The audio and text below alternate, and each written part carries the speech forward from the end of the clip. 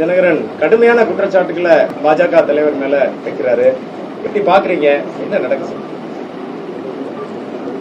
இந்திய கூட்டணியில் பாராளுமன்ற தேர்தல் எங்களோடு இருந்திருக்கிறார்கள். அவர்கள் எங்களோடு தொடர்ந்து பயணிப்பார்கள் என்று நான் பல இடங்களில் சொல்லியிருக்கிறேன். டிடிவி சார் கூட கேட்கும்போது நயினாரிடம் கேளுங்கன்னு சொல்லும்போது நான் அதே பதிலை செப்டம்பர் 1ஆம் தேதி நான் ஏற்கனவே பூரி தேவனுடைய அந்த பிறந்தநாள் விழாவில் கலந்து கொண்டு அன்றைய பத்திரிகையாளர் சந்திப்பில் நான் ஏற்கனவே சொல்லியிருக்கிறேன். ஆனால் அவர்கள் அப்பொழுதெல்லாம் எதுவும் சொல்லவில்லை, அதுக்கு முந்தி எதுவும் சொல்லவில்லை. நான் ஏற்கனவே பலமுறை ஃபோனில் கூட நான் பேசியிருக்கிறேன் டிடிவி சார் அவர்களிடம். அப்போ அவர் எது இருந்தாலும் ஒரு நல்ல முடிவு வேணும் அப்படின்னு என்கிட்ட சொன்னாங்க.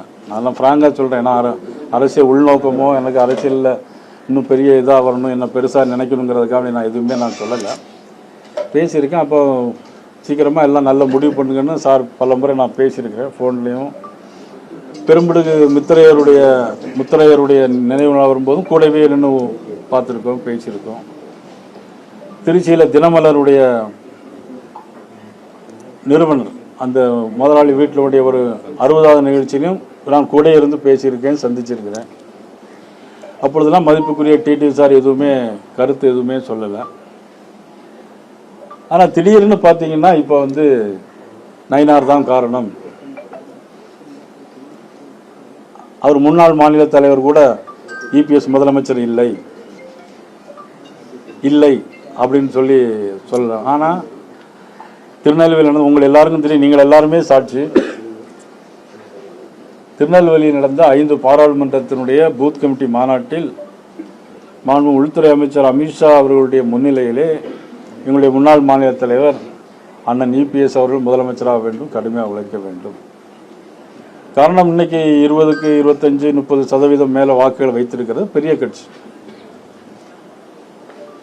மாண்புமிகு டிடிவி சார் அவர்களுடைய அம்மா மக்கள் முன்னேற்ற கழகம் சட்டமன்ற தேர்தலில் கூட 165 இடங்களில் போட்டிட்டாங்க, 2.2% வாக்குகளை பெற்றார்கள்.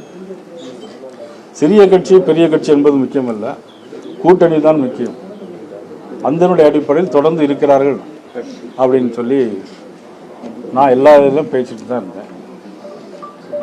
ஆனால் 2 நிகழ்வுகள் எப்படின்னா, மதிப்புக்குரிய ஜான் பாண்டியன் அவருடைய நிகழ்வு மாநாடு நடந்தது திண்டுக்கல்ல, அது அவருடைய கட்சி மாநாடு. அங்கே நான் ஆனால் அவர்கள் அழைக்கவில்லை என்கின்ற ஒரு கருத்து சொல்லப்படுகிறது.